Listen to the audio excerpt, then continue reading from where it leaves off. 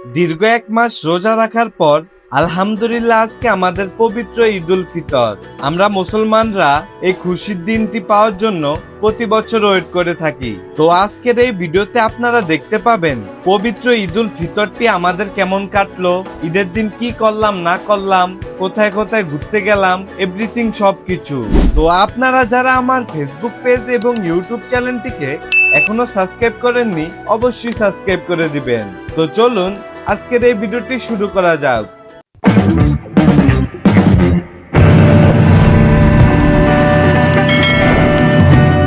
আসসালামু আলাইকুম, সবাইকে প্রথমেই জানাই ঈদ মোবারক। দীর্ঘ এক মাস রোজা রাখার পর আলহামদুলিল্লাহ আজকে হচ্ছে পবিত্র ঈদুল ফিতর। আর এই ঈদে আমি গ্রামে যাইনি, এই ঈদটা আমি ঢাকাতে করতেছি। তো সকাল সকাল রেডি হয়ে চলে আসছি ঈদগায়। আর ঈদগায় এসে দেখি ঈদের প্রথম জামাত শেষ হয়ে গেছে। আর আজকে আমি যে ঈদগায় নামাজ পড়তে আসছি, এই ঈদগায় দুইটি জামাত হয়েছে। প্রথম জামাত হয়েছিল 7টায় আর দ্বিতীয় জামাত শুরু হবে 8টায়। এই ঈদগার মাঠটি বেশ বড় এবং সুন্দর। তো আমি বসে বসে হুজুরের বয়ান শুনতেছি। নামাজের পরে খুতবা হবে, আমরা সকলে মনোযোগ দিয়ে খুতবা শ্রবণ করব। ঈদুল ফিতরের উৎসব, আনন্দ খুশি প্রকাশ করা, এটা জাগতিক কোনো খুশি প্রকাশের দিবস নয়। হুজুরের বয়ান শেষ করে সবাই নামাজে দাঁড়িয়ে গেলাম। আল্লাহু আকবার।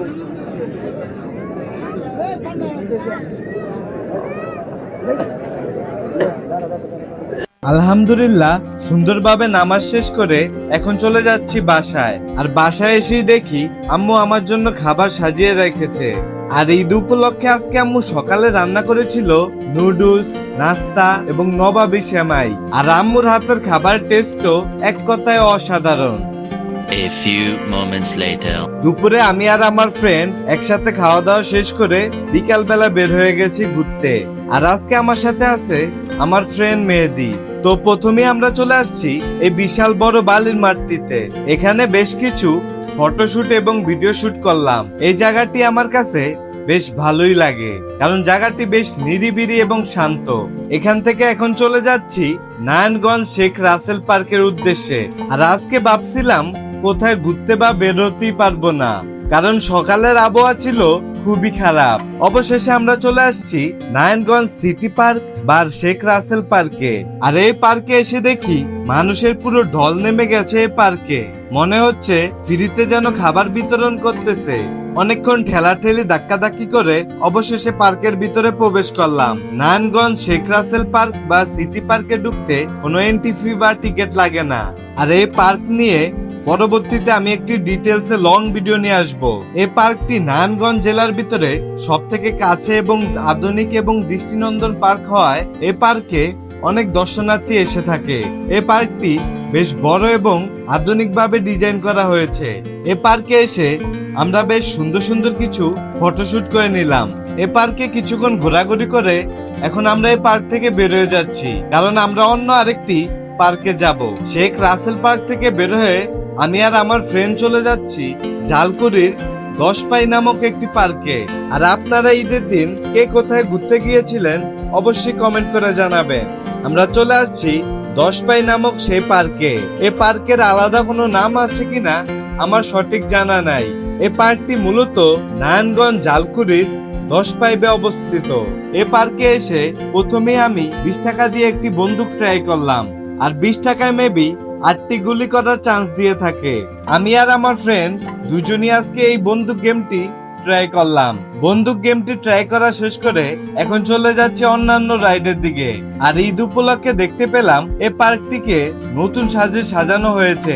নৌকা রাইড দেখে নৌকা রাইডের 2টি টিকিট কিনে নিলাম। আর এই নৌকা রাইডের জনপ্রতি টিকিটের মূল্য ছিল 30 টাকা করে। নৌকা রাইডের এই জায়গায় দেখি বিশাল বড় এক সিরিয়াল। প্রায় 20 মিনিট অপেক্ষা করার পরে অবশেষে উঠে গেলাম নৌকা রাইডে।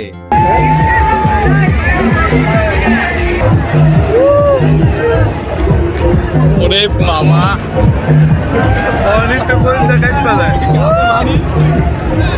এই পার্কে মূলত বাচ্চা এবং বড়দের জন্য অসংখ্য রাইডের ব্যবস্থা রয়েছে। আর আপনারা আমাকে কমেন্ট করে জানাতে পারেন এইসব পার্ক নিয়ে আমি ডিটেলসে লং ভিডিও নিয়ে আসবো কিনা। তবে এই পার্কের ভিতরে সব থেকে ভয়ঙ্কর রাইড আমার কাছে মনে হয়েছিল এই 360 ডিগ্রি রোটেট রাইডটি।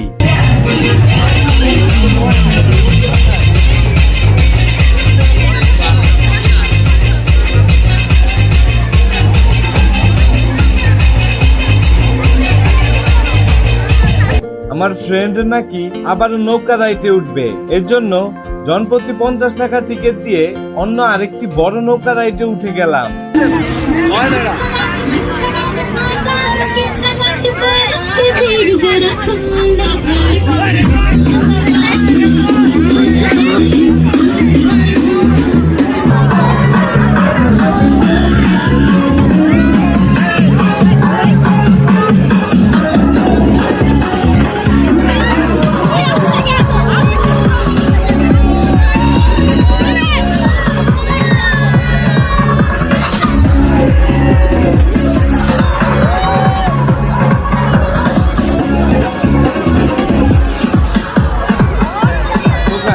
ঈদের দিন আলহামদুলিল্লাহ অনেক বেশি এনজয় করেছি। তো আপনাদের কার কেমন ঈদ কাটলো অবশ্যই কমেন্ট করে জানাবেন। সো গাইস, আজকের ভিডিওটা এ পর্যন্তই। যদি ভিডিওটা ভালো লাগে like, comment, share and subscribe দিয়ে আমার পাশে থাকবেন। দেখা হচ্ছে কোনো নেক্সট ভিডিওতে। সে পর্যন্ত ভালো থাকবেন, সুস্থ থাকবেন। আল্লাহ হাফেজ।